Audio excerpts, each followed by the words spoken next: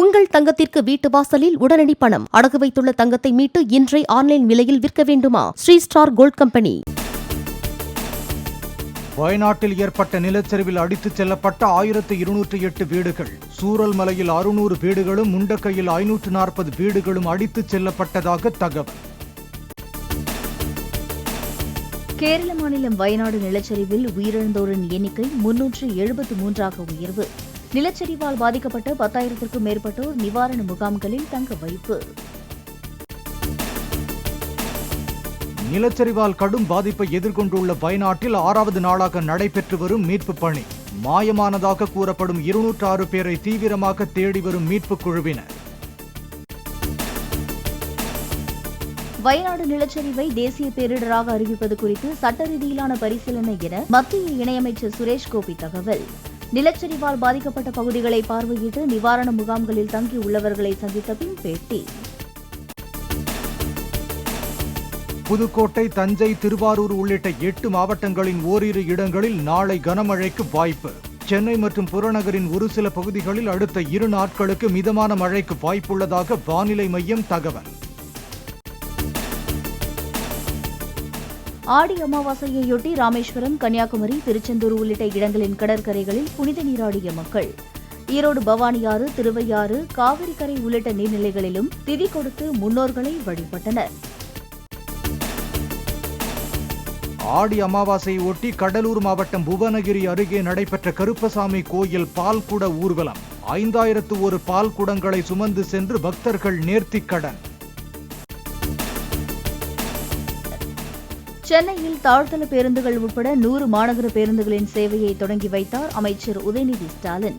கிளாம்பாக்கம், தீநகர், கோவலம், தாம்பரம் உள்ளிட்ட முக்கிய வழித்தடங்களில் பேருந்துகள் இயக்கம். வார ராசி பலன் போல கொலை பட்டியல்களை நாளிதழ்கள் பிரசுரிக்கும் அளவிற்கு தமிழ்நாட்டில் சட்டம் ஒழுங்கு சீர்குலைந்துள்ளதாக எடப்பாடி பழனிசாமி கண்டனம். அதிமுக திட்டங்களுக்கு ஸ்டிக்கர் ஒட்டுவதில் செலுத்தும் கவனத்தை சட்டம் ஒழுங்கை காக்கும் நடவடிக்கைகளில் திமுக அரசு செலுத்த வலியுறுத்தல். மக்களின் உயிருக்கும் உடைமைகளுக்கும் பாதுகாப்பு வழங்காமல் பாஜகவினரை முடக்குவதில் மட்டுமே முதலமைச்சர் குறியாக உள்ளதாக அண்ணாமலை குற்றச்சாட்டு. தமிழகம் முழுவதும் தினம் கொலை, கொள்ளைகள் நடைபெறும் நிலையில் அரசியலுக்காக காவல்துறையை திமுக பயன்படுத்துவதாகவும் விமர்சனம். தமிழ்நாட்டில் சிலை கடத்தல் தடுப்பு பிரிவு டிஜிபி சைலேஷ்குமார் உட்பட 17 IPS அதிகாரிகள் பணியிட மாற்றம். மேற்கு மண்டல ஐஜியாக செந்தில்குமாரையும், திருநெல்வேலி காவல் ஆணையராக ரூபேஷ்குமார் மீனாவையும் நியமித்து தமிழக அரசு உத்தரவு. நெல்லை மேயராக இருந்த சரவணன் ராஜினாமா செய்த நிலையில் புதிய மேயர் நாளை தேர்வு. திமுக சார்பில் கிட்டு என்ற ராமகிருஷ்ணன் மேயர் தேர்தலில் போட்டியிடுவார் என அமைச்சர் KN நேரு அறிவிப்பு. காவிரி ஆற்றில் ஒகேனக்கலுக்கு வரும் நீரின் அளவு வினாடிக்கு 85,000 கன அடியாக அதிகரிப்பு. மேட்டூர் அணைக்கு வினாடிக்கு 73,673 கன அடி தண்ணீர் வந்து கொண்டிருப்பதாக பொதுப்பணித்துறை தகவல். நிலம் எடுப்பதில் தொய்வு, தண்ணீர் பற்றாக்குறையால் அத்திக்கடவு அவிநாசி திட்டம் தாமதம் என அமைச்சர் முத்துசாமி விளக்கம். அதிகாரிகள் இரவு பகலாக வேலை செய்வதாகவும், கூடுதலாக தண்ணீர் வரும்போது திட்டம் முழுமையாக செயல்பாட்டிற்கு வரும் என பேட்டி. சென்னையில் படுகொலை செய்யப்பட்ட ஆம்ஸ்ட்ராங்கின் குடும்பத்தினருக்கு கடிதம் மூலம் கொலை மிரட்டல் விடுக்கப்பட்டதன் எதிரொலி. அயனாவரத்தில் உள்ள அடுக்குமாடி குடியிருப்பில் வசித்து வரும் ஆம்ஸ்ட்ராங் குடும்பத்திற்கு துப்பாக்கி ஏந்திய போலீஸ் பாதுகாப்பு.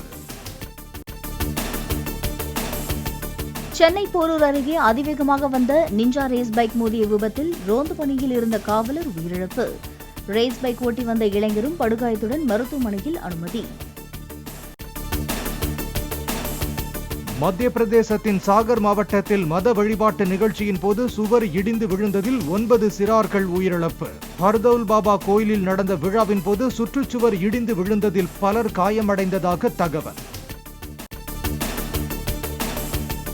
விசாகப்பட்டினம் ரயில் நிலையத்தில் நிறுத்தப்பட்டிருந்த விரைவு ரயிலின் 3 AC பெட்டிகளில் தீ விபத்து. பயணிகளை உடனடியாக வெளியேற்றி தீயை அணைத்த ரயில்வே பணியாளர்கள். ஐபோன், ஐபேடுகள் உள்ளிட்ட ஆப்பிள் நிறுவனத்தின் சாதனங்களின் முக்கிய தரவுகள் திருடப்படும் ஆபத்து உள்ளதாக மத்திய அரசு எச்சரிக்கை. தேவையான மென்பொருள் அப்டேட்டை செய்யுமாறு பயனர்களுக்கு அறிவுறுத்தல்.